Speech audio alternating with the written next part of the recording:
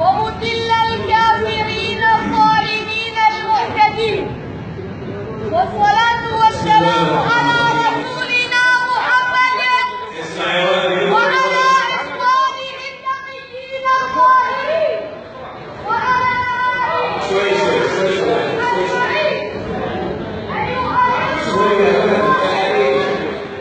يتعرض بيت المقدس إلى حملة صهيونية شرسة وإلى عدوان يهودي غاشم.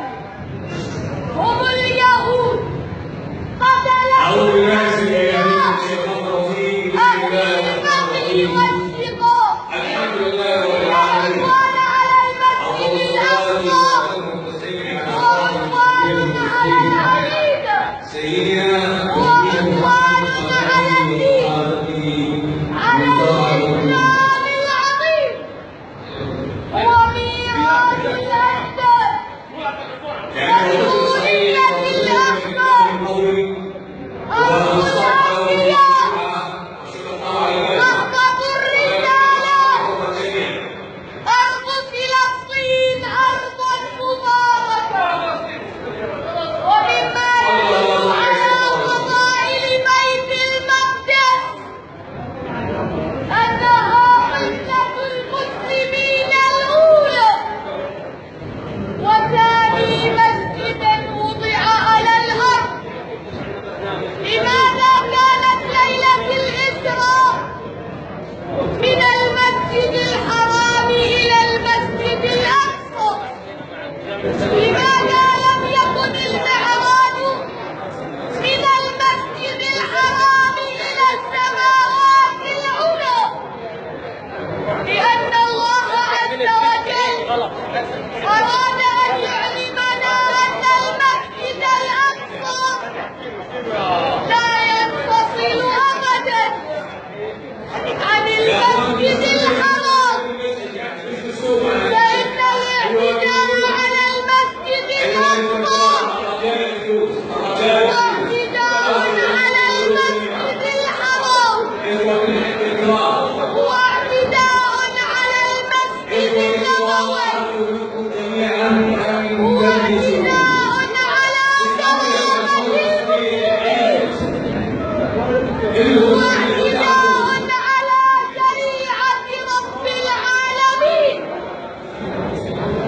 إلى متى؟ إلى متى هذا الصرف العربي الإسلامي؟ فاليهود يريدون هدم المسجد الأقصى من منطلق عقيدة فاسدة.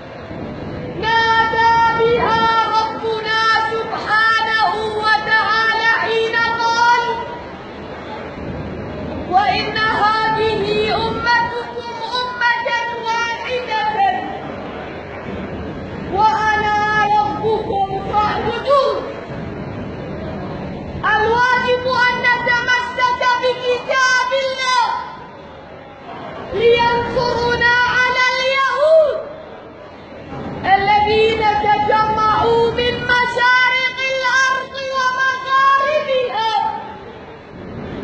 لاحتلال الأقصى هم أعداء الله من خلقه، فهم الذين قالوا يد الله مغلولة غلت أيديهم ولعنوا بما قالوا، وهم الذين قالوا إن الله فقير ونحن أغنياء، هم أعداء البشرية كلها، فقد حكم الله عليهم جاركو يكمل يا شيخ. جاركو في الأرض جاركو والله